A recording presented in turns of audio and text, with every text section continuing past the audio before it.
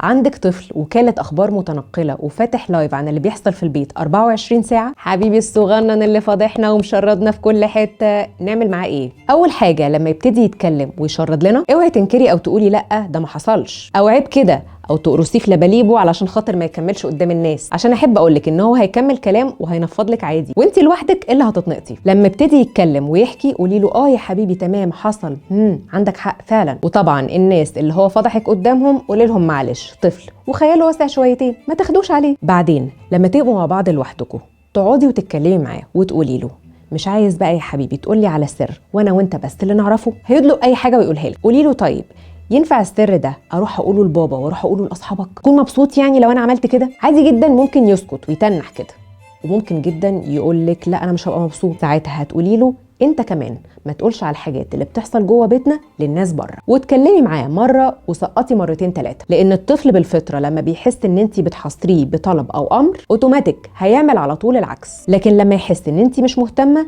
شويه بشويه هينسى ويبطل. شاركوني واكتبوا لي في الكومنتس بتعملوا ايه مع العيال الفضحيه.